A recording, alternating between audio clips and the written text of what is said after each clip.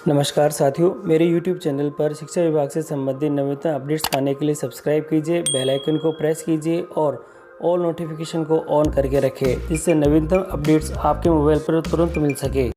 साथियों, शाला दर्पण पर एक नया मॉड्यूल शुरू हुआ है, छात्र प्रमाणीकरण मॉड्यूल। इस मॉड्यूल के अंतर्गत विद्यार्थी का आधार, जन आधार, बैंक डिटेल, फ़ोन नंबर हमें ऑथेंटिकेट करने पड़ेंगे, अपडेट करने पड़ेंगे। तो इसकी अंतिम तिथि दे रखी है 15 जनवरी 2022। तो साथियों, इस नए मॉड्यूल के अंतर्गत ये सारी प्रक्रिया में किस प्रकार से करेंगे, इसकी पूरी जानकारी आज के इस वीडियो के अंदर है। तो वीडियो को शुरू से अंत तक जरूर देखें। साथियों, शाला दर्पण पोर्टल पर छात्र प्रमाणीकरण मॉड्यूल में समस्त विद्यार्थियों के आधार संख्या, जन आधार संख्या व संपर्क सूचना अपडेशन करने की बाबत कार्यालय निदेशक माध्यमिक शिक्षा राजस्थान बीकानेर के द्वारा आदेश जारी हुआ है। और इस आदेश में बताया गया है कि राजकीय विद्यालयों में अध्ययनरत समस्त विद्यार्थियों की विभिन्न लाभकारी योजनाओं को लाभ डीबीटी योजना के माध्यम से सीधे लाभार्थी के बैंक खाते में उपलब्ध करवाने हेतु शाला दर्पण पोर्टल पर विद्यार्थी की आधार संख्या, जन आधार संख्या तथा संपर्क सूत्र की सूचना के लिए प्रारंभ किए गए मॉड्यूल के संबंध में निम्नानुसार कार्रवाई की जानी है। और इसमें जो पहला बिंदु दे रखा है, शाला दर्पण पोर्टल पर विद्यालय लॉगिन में विद्यार्थी टैब के अंतर्गत छात्र प्रमाणीकरण मॉड्यूल यानी आधार, जनाधार, बैंक कॉन्टैक्ट मॉड्यूल में विद्यालय में अध्ययनरत समस्त विद्यार्थियों की आधार संख्या, जन आधार संख्या व संपर्क सूत्र की सूचना प्रविष्ट कर सेव करनी है। और जिन विद्यार्थियों के आधार कार्ड तथा जन आधार कार्ड नहीं बने हुए हैं, उन विद्यार्थियों के अभिभावकों से संपर्क कर आधार व जन आधार कार्ड बनवाए हैं। समस्त विद्यार्थियों की आधार तथा जन आधार संख्या शाला दर्पण पोर्टल पर संलग्न यूजर मैनुअल प्रक्रिया अनुसार मॉड्यूल में प्रविष्ट करनी है। और साथियों, समस्त विद्यार्थियों की आधार, जन आधार संख्या तथा संपर्क सूत्र की सूचना शाला दर्पण पोर्टल पर 15 जनवरी 2022 तक प्रविष्टि करवाना देना सुनिश्चित करना है। अब साथियों, छात्र प्रमाणीकरण मॉड्यूल को देखने के लिए मैं अब आपको शाला दर्पण पोर्टल पर ले चलता हूँ। साथियों, सबसे पहले आपको शाला दर्पण के पोर्टल पर आकर लॉगिन करना होगा। और ये लॉगिन का जो पेज है ये दे रखा है।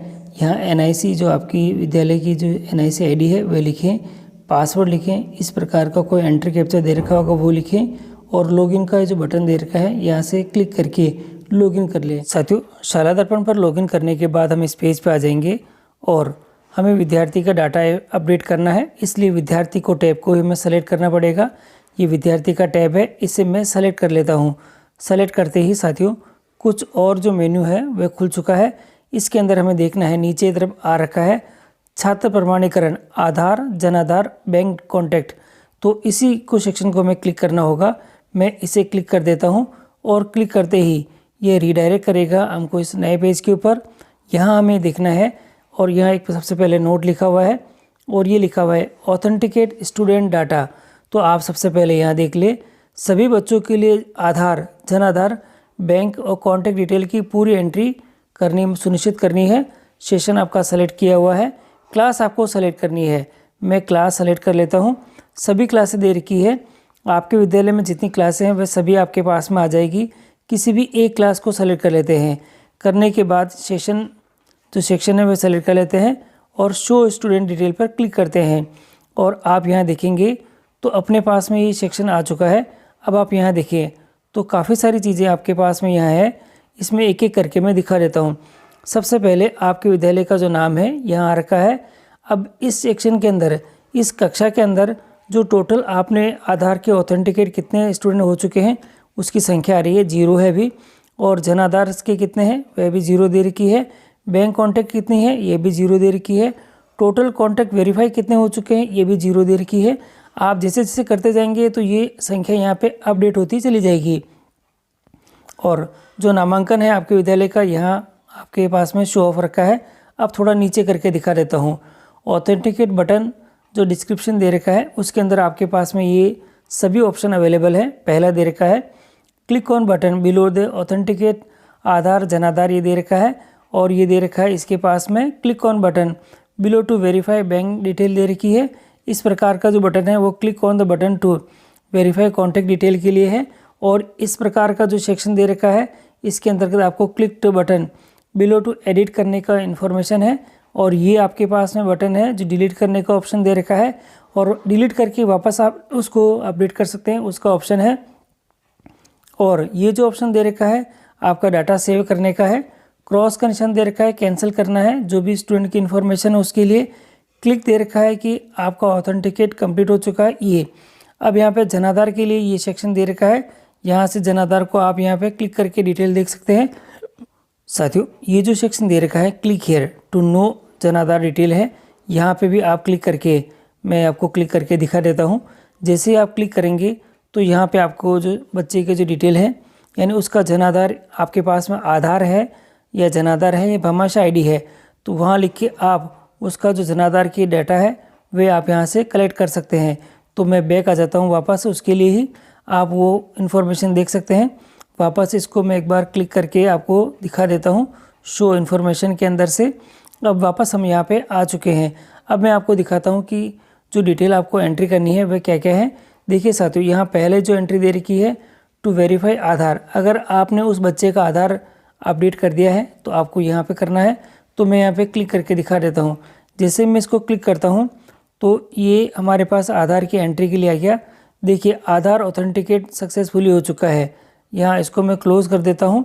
अब इसी तरह से क्लिक हियर टू आगे दे रखा है अपने पास में जनाधार का दे रखा है, इसी तरह से जनाधार भी देख लेते हैं, क्लिक कर लेते हैं और इसको दिखा देते हैं। ये दे रखा है अपने पास में authenticate fail, please check detail again, यानी इसकी जो डिटेल है अभी कंप्लीट नहीं है इसके अंदर। अब यहाँ देखते हैं जो बैंक डिटेल है, बैंक डिटेल को भी मैं क्लिक कर देता हूँ। यदि आपने बैंक डिटेल अपडेट कर रखी है तो यहाँ पे शो हो जाएगी और ये क्लिक हो जाएगा। तो साथियों दे रखा है, मतलब ये है कि साथियों कि आपका जो आधार दे रखा है और जनाधार दे रखा है उसकी जो बैंक डिटेल अभी अपडेट नहीं हुई है। आप इसी तरह से आगे इसको देख सकते हैं। एडिट के लिए भी दे रखा है, बच्चे का जो एसआर नंबर है यहाँ पे इसका ये एसआर नंबर यहाँ पे शो ऑफ रखा है, बच्चे का नाम यहाँ पे है, जेंडर यहाँ दे रखा है, डेट ऑफ बर्थ है, आधार इसका नंबर यहाँ पे आपके शो ऑफ रखा है। तो आप आधार को तो तुरंत अपडेट कर सकते हैं। अब आपने जब बच्चे का जो प्रपत्र नंबर 9 करा है साथियों, प्रपत्र नंबर 9, उस प्रपत्र नंबर 9 के अंदर अगर बच्चे का आपने आधार जनाधार और बैंक डिटेल अगर आपने अपडेट कर रखी है तो यहाँ पे ये शो ऑफ हो जाएगी और तुरंत ही आपके वैलिडेट हो जाएंगे। तो ये देखिएगा आप यहाँ पे बच्चे की जो डिटेल में है जनाधार और जो जनाधार मेंबर आईडी है ये दोनों ही नहीं है। और मैंने अभी आपको बताया कि ये जो सेक्शन दे रखा है इसी सेक्शन को क्लिक करके आप बच्चे के से रिलेटेड उसका आधार नंबर आप डालेंगे तो जनाधार कार्ड की आईडी और जनाधार कार्ड की मेंबर आईडी उस बच्चे की शो हो जाएगी। वो वहाँ से नोट करके आप यहाँ लिख लें तो आपकी जो डिटेल है वह ये जो आपका एडिट का ऑप्शन दे रखा है, जैसे मैं एडिट के ऑप्शन को क्लिक करता हूँ तो साथियों यहाँ दिखेगा तो हमारे पास में बच्चे से रिलेटेड जो एडिट के ऑप्शन है वह स्टार्ट हो चुके हैं। आप इस एडिट के ऑप्शन की सहायता से बच्चे का जो आधार कार्ड है, जनाधार कार्ड है और उसकी जो बैंक की जो डिटेल है वह हम आगे अपडेट कर सकेंगे। सबसे पहले आप आधार कार्ड और जनाधार कार्ड अपडेट कर लें। इन दोनों को ही अपडेट करने के बाद ही जो हमारा जो आगे का सेक्शन है बैंक की डिटेल का वह अपडेट हो सकेगा। साथियों एडिट के ऑप्शन की सहायता से हमने बच्चे का जो आधार कार्ड है, जनाधार कार्ड है और मेंबर की आईडी हमने अपडेट कर दी है। अब ये जो मैंने बताया था आपको कि जो क्लिक हियर टू दो आधार, अगर आधार को ऑथेंटिकेट करना है तो इस सेक्शन पर हम क्लिक करेंगे तो इस प्रकार राइट का निशान आ जाएगा ऑथेंटिकेट होके, और जनाधार को करेंगे तो इसके लिए भी ऑथेंटिकेट का ऑप्शन आ जाएगा। अब हमें बैंक की डिटेल अपडेट करनी है। जब ये दोनों ही अपडेट हो जाएं इसके बाद ही हम बैंक की डिटेल को अपडेट कर सकेंगे।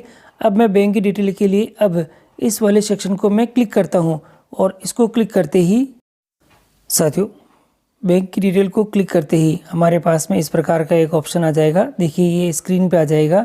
अब आपको क्या करना है, बच्चे से रिलेटेड बैंक की जो डिटेल है आपको यहाँ पे अपडेट करनी है। एसआर नंबर बच्चे का आ रहा है, आईएफएससी कोड बैंक का आप यहाँ लिखें, अकाउंट नंबर आप यहाँ लिखें, बैंक का जो नेम है आप यहाँ लिखें, ब्रांच क्या है यहाँ आएगी और अकाउंट होल्डर का जो नेम है यानी उस बच्चे का जो नाम है वो आपको यहाँ अपडेट करना है। अगला ऑप्शन है do you want to proceed with the bank detail link with Jan Aadhaar. अगर आपको जनाधार से इसको लिंक करना है तो आपको यहाँ पे येस का ऑप्शन को क्लिक करना है और ये ऑथेंटिकेट को आपको क्लिक करना है। यदि इस इन्फॉर्मेशन में कोई मिस्टेक है तो आप नो कर सकते हैं। और ये ऑथेंटिकेट करने के बाद में जो हमारा जो सेक्शन दे रखा है बैंक डिटेल का ऑथेंटिकेशन का, वहाँ पे भी राइट का निशान आ जाएगा। इसके करने के बाद ही हम कॉन्टैक्ट की जो डिटेल है उसको ही अपडेट कर पाएंगे। साथियों बैंक डिटेल को ऑथेंटिकेट करने के बाद कॉन्टैक्ट को अपडेट करना पड़ेगा। इसके लिए जो ये ऑप्शन दे रखा है इसको हम क्लिक करेंगे। इसको क्लिक करते ही हमारी स्क्रीन पे एक मैसेज आ जाएगा इस प्रकार से।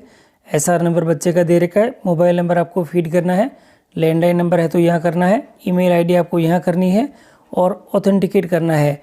और इस प्रकार से ऑथेंटिकेट को क्लिक करते ही ये जो कॉन्टैक्ट नंबर है ये भी ऑथेंटिकेट हो जाएंगे। तो साथियों एक एक करके ये जो चारों सेक्शन है हम अपडेट कर देंगे और इस प्रकार ये बहुत आसानी से हम सभी चीज़ों को अपडेट करेंगे। एक एक बच्चे की टोटल डिटेल है, पहले आप नोट करके रख दें और हर एक चीज़ को यहाँ पे अपडेट करते चले जाएं। साथियों वीडियो अगर आपको अच्छा लगा है तो लाइक और सब्सक्राइब कीजिएगा और अपने मित्रों को शेयर करना ना भूलें।